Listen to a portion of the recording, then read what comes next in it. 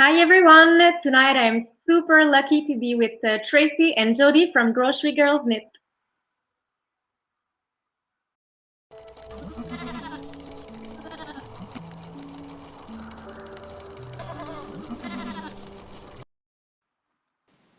Hi ladies! Hello. Hi. How are you doing from So good. sunny Alberta?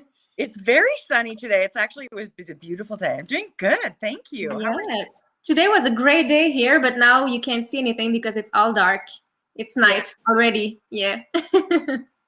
We're happy to be with you tonight. I'm very happy too. Thank you so much for agreeing to do this.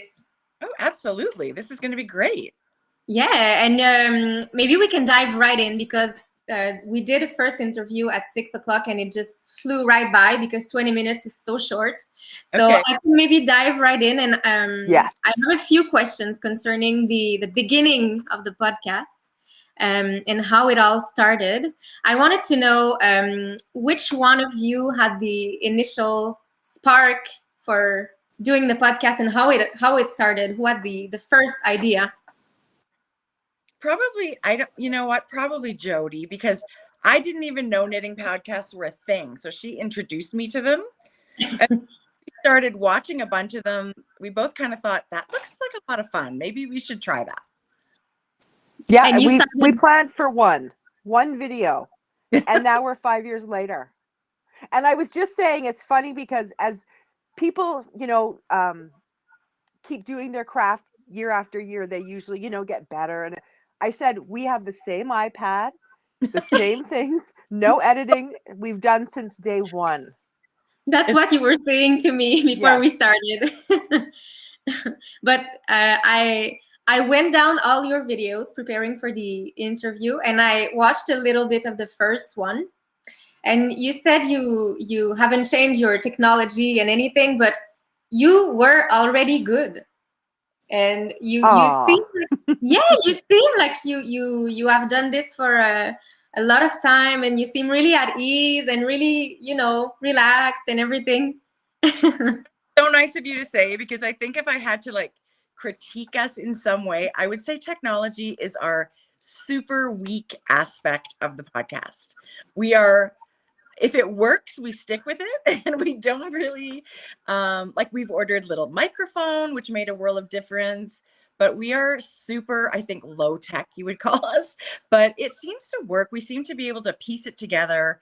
And so far, so good, right? Until it breaks, we're going to keep doing what we've got yeah. working.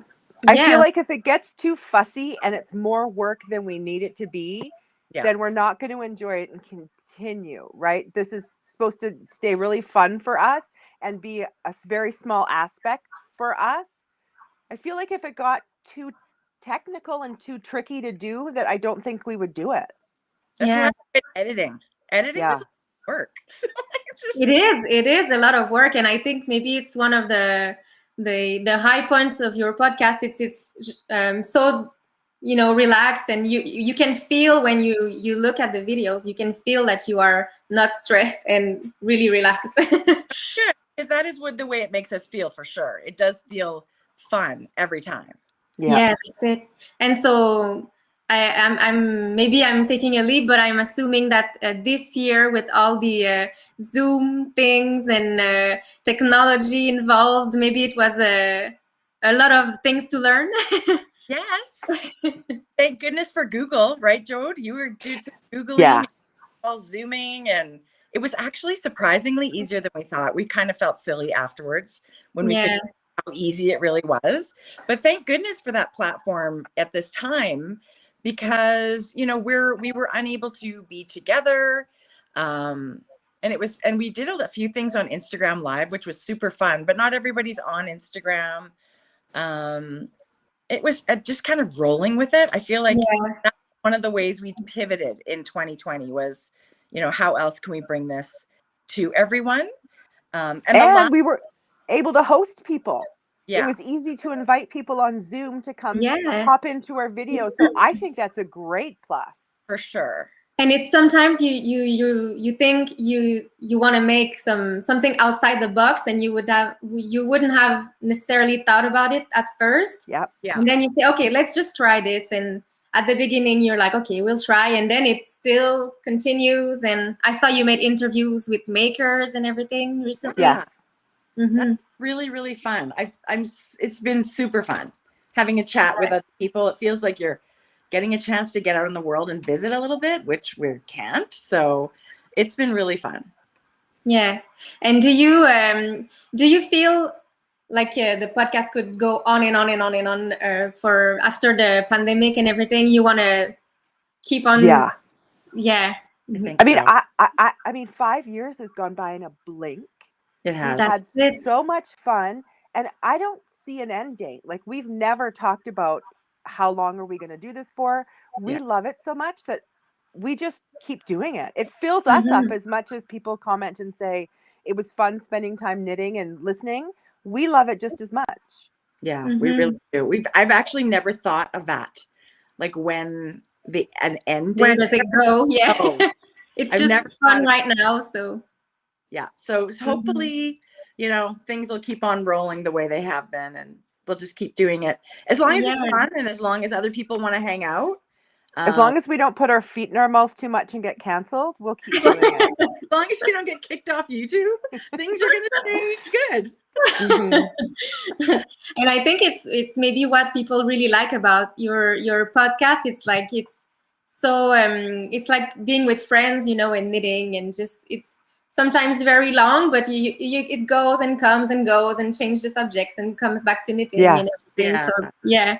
And were you knitting for a lot of years before starting the podcast? So we You've been started. knitting. When did we start? 2016, I guess. So technically, I learned to knit about 8 years before that, but wasn't like a crazy everyday knitter until really we started podcasting. Mm-hmm. Yeah. Oh, really? I don't know that Well, I didn't knew that about you. I mean, I would knit not I like didn't every see you day. knit a lot. Like Yeah. I went the whole summer without knitting anything, which now seems like what? That's Shocking. crazy, Unless you've broken a limb. right? But what about you, And- Jode? How much? And then I started knitting not very long, within about a year and a half of us podcasting. I crocheted first Okay. and then caught the knitting bug from Tracy and have never looked back. I love it. Love it. Yeah, like you eat knitting at breakfast. Pretty much. Yes. Yeah, I do too. I think I close my eyes at night and I see little needles like this. And How the long next have you been morning, the knitting? same thing. That's so funny. How long have you been knitting? I think 7 years, maybe. So the same for me. Yeah. Yeah. Yeah. And once because I learned when I was younger with my mom, she taught me to knit, but it was like a catastrophe. It's supposed to be a Yeah. rectangle, supposed to be a scarf, and it ended up like a small triangle like this. Sure. Oh, that's funny. So I was super mad and I gave up. But then I met what's the name in English? Stepmom, Yes. the mother of my boyfriend. Yes. And she taught me to knit when I met her for the first time, I think. And I really, something clicked and I was just hooked. Yeah. I couldn't stop.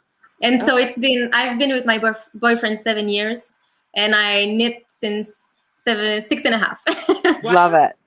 Yeah. That's a great story. I love that. Yeah. So my boyfriend's mom changed my life. Yes. That's it. Do you like And to so- knit for your boyfriend?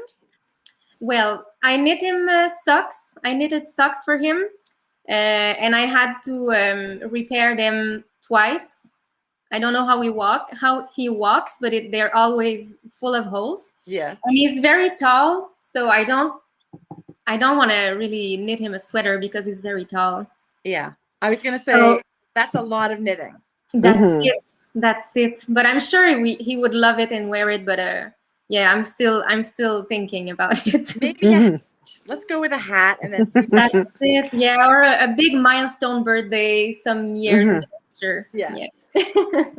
And Jodi, behind you, I see you have a lot of things in your craft room. Do you do God. something else other than knitting, or?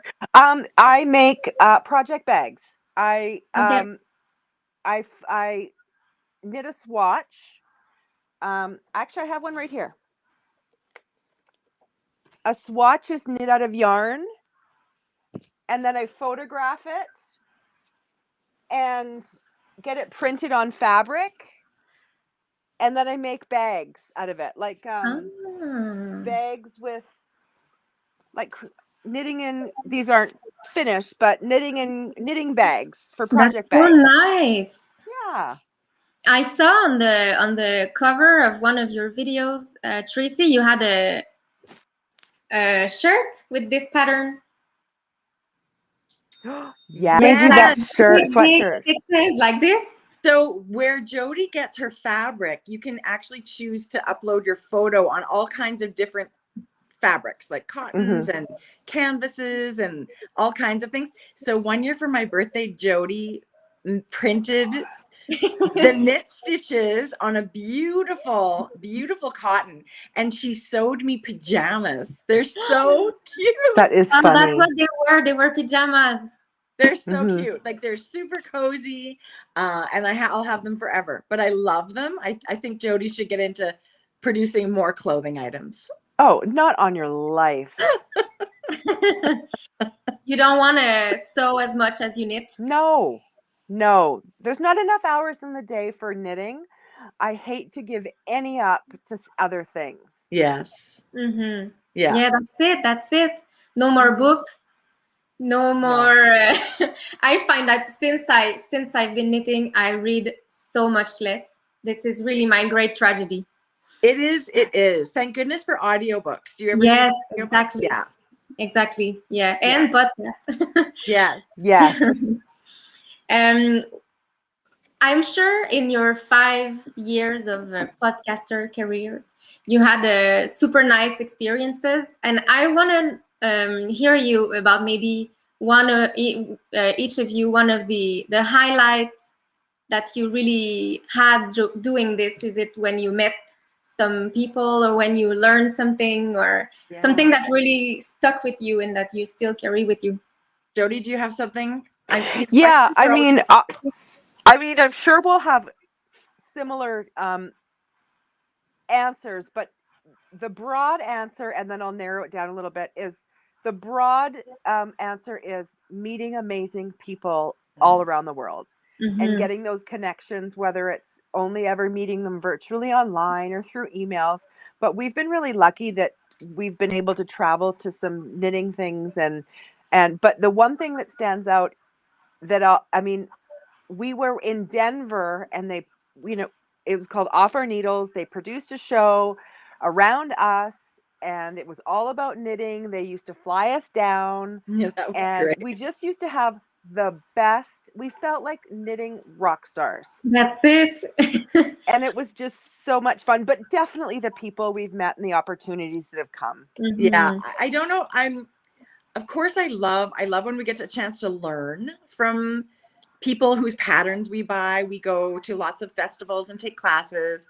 But Jodi's totally right. It's all those people that want to give you a hug when you go to a yarn festival, or that send you a message saying, just hanging out with you on YouTube made some worries go away, or made coping with something a lot easier. That is something I would never have imagined that would happen. So people will say things like, you got me through maybe chemotherapy happening in our family, or those kinds of things will always continue to blow my mind. But it's also the biggest honor to be, a global knitting group. We love that we have this tiny little corner on YouTube, and that people seem to like to come and visit and knit with us and listen to our stupid stories about our life. But it is such a thrill and such a treat, and we feel so lucky. Off Our Needles was really fun because it was such a learning experience. I mean, that was early on, right? And who knew that we would be able to make a TV show, like a professionally filmed show? We love that so much. So I just feel like we've had so many great experiences. It's really, it's a terrible answer, but I can't narrow it down to one. So in the end, it's really the community and the people Yes. in it. But Yes. the more and more I also dive in the knitting community, I find that it's so I don't have the name in English, but you know, it's really tight and people Yes. really hold up for each other and are Yeah. there. And I really discover a community that I wouldn't have any idea would exist, you know? Supportive. I agree. Supportive is kind of a good word. Supportive and Supportive, yeah. and accepting. Like it just seems like anything you do is just okay. Like it's, if that's the way you like to do it, great. I'm so happy for you. I'm glad you're happy and it's working for you. Oh, It's, pardon me. yeah, it's really, Love that. really great place. We're so happy. Yeah, yeah, and I'm sure that I can really understand how people maybe going through a bad time would really feel better watching and listening to you. You are so, you know, so bubbly and sunny and Thank you. Oh, that's so nice. Thank you. I mean, it's crazy when we get together to just visit. It's just what the way we are together, and we never imagined that would be something that we just, you know, that people wouldn't roll their eyes and go, oh my gosh, what's wrong with these two? Delete. Sisters. Right. Yeah. And how are the rules in Alberta for the confinement? Can you see each other or? There's social restrictions between like you can't have family dinners and stuff like that. We just recently, as of this week, we moved into a new phase of opening where actually for today was the first day we've gotten together since December. So it's been, you know, 3.5 months, 4.5 months, 3.5 months. Yeah. So it's now opened up to things like actually streaming, video streaming was one of the things they said you can get together to do. Really? Now. Yeah, it's crazy. So it was sort of so specific for. Yes. They opened things up for like performances, like theater, musical, like theater arts and stuff. Yeah. But you can't have audiences, but they can get together to start rehearsing and performing and things like that. So we fell in that, believe it or not.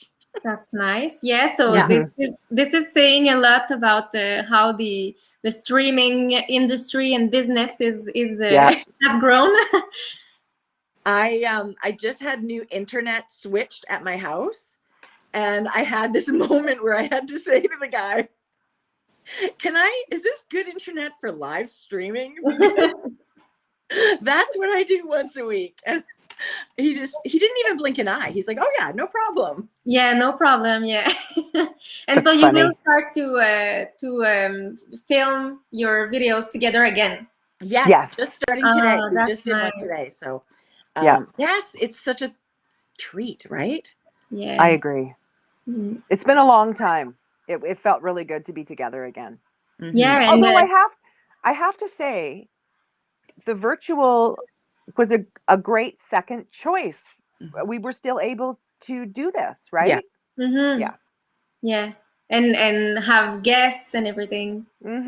Yeah, that's wonderful. That's been that's been kind of like one of those things we didn't expect, that we would not only, you know, love Zoom, but use it to the advantage of being able to, well, now we're going to see if anybody wants to come hang out in our little virtual, you know, our virtual Zoom room. And it's been such a treat. And then we've been so grateful to have people come and chat. So we hope to, we you know, we really want to continue that. So we're going to be, we have a big wish list of people we'd like to chat with. On our wish list, and I cross my fingers, is that you can come in in person for Twist Festival when it happens.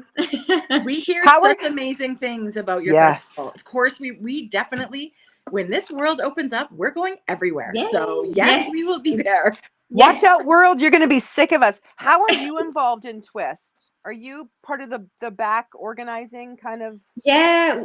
I'm more in the marketing and arts direction part of the team. Yeah, and I'm just with Twist since this summer, so it's all new. Yeah, it's all new for me.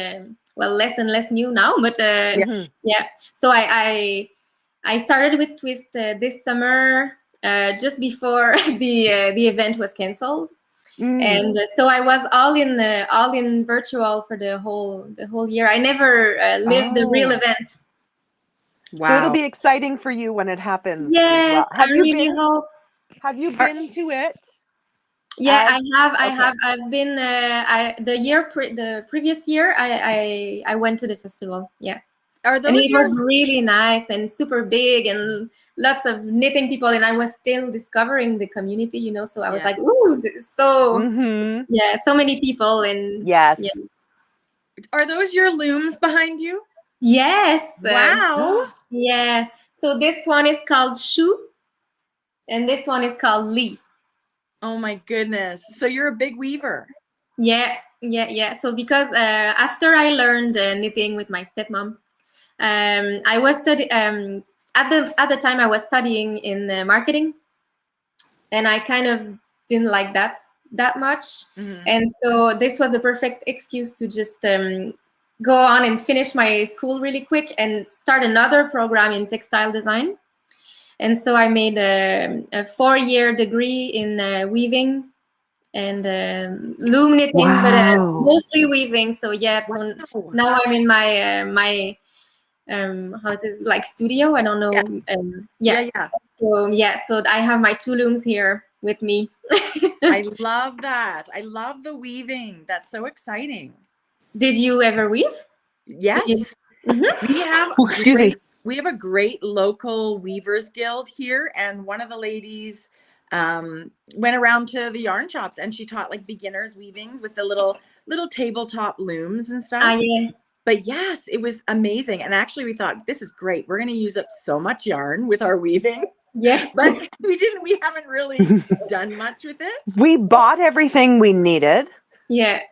But never used it once. It was great. It was a great weekend. It's the setting up that is very different from knitting. From knitting, you just start with a needle in a ball, but setting up for weaving, you have to really engage in the process with calculation and planification of every step. And it's more. But once you start, it's super meditative. So you just it's kind of like painting with yarn, like creating. We are like baby beginner weavers. We would need to learn everything all over again, but it's a really beautiful craft. Do you have something? Do you have something there quickly you can just show us your weaving? I can take you to the loom, maybe. Okay.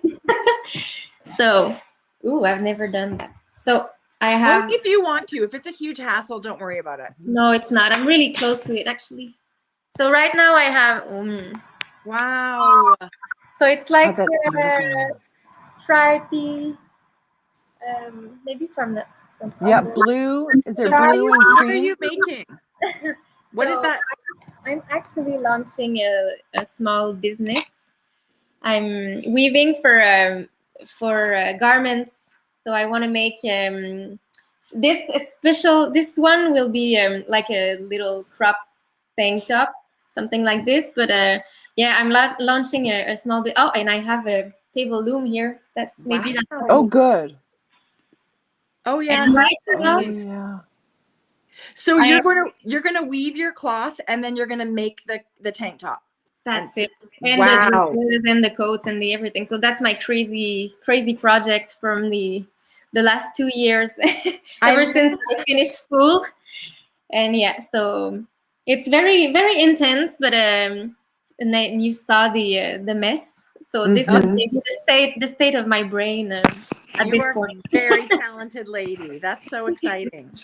But it is very fun. Yeah, it is very fun, and I'm in the year that like everything slowed down, and I really got time to really think about what I wanted to do and see what direction I wanted to take. So this was a positive aspect, for me. Right, gave you some time that time, right, was kind of a gift for all of us. And to think where you'd be if you hadn't met your boyfriend and your stepmother didn't knit. I would be I would be selling fridges or cars. I don't know, marketing for something else. Yeah. Yeah. I can't Um, imagine my life without some kind of craft, whatever that might be, because I don't know. I certainly can't imagine my life now without knitting. I really can't. I agree. Me neither. I agree. Me neither, but I truly didn't consider myself someone manual. Really? I had an artistic side, but more in the music. Wow. And never I'm bad at drawing, I'm bad at everything, so I something clicked in my brain at that night. And yeah, but I not right now, I couldn't. I don't know what I would do. Yeah. Mm. Yeah, that's wild. So as an adult, you just discovered this love of weaving. Yeah. Yes. Wow. That's nuts. Yes. Especially It's when you were in crazy. like academic, like you were in market, like that's creative too, but a totally different way. Mm-hmm. Yeah, really different. Yeah. I think I like the time when your brain just you think about your project, and you think about every aspect of it, and then at some point your brain just shuts, and then you just start making. And I really like this specific time in That's crafting, awesome. That's so great. Well, I know we'll get a chance to see your stuff when we come out to Quebec, right? Yes, Yeah. I really, really hope. Yes, and I hope at this point I will have a real tank top to show you, or a real something to show you. I'm And sure you will. yes, and I really want to thank you. You see, it flew Yes. right by. Yeah, that's it. I really want to thank you. It was such a pleasure to be speaking with you tonight, and thank you for taking the time. And I cross my fingers to be able to meet each of you in person. I'm sure. Thank you. We It will. was I'm sure our pleasure. We enjoyed this so much.